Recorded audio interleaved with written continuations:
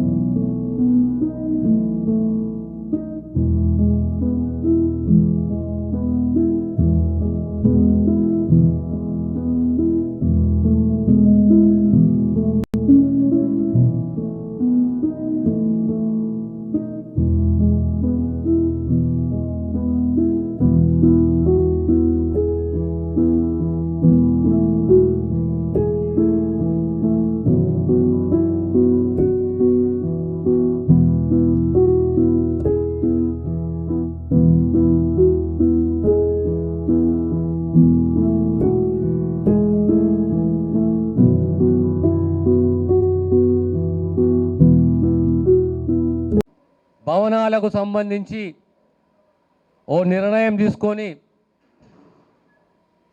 త్వరలో ఈ అంగన్వాడీ టీచర్ల పోస్టులే కానీ భర్తీ చేస్తాము, ఆయాల పోస్టులు భర్తీ చేస్తాము.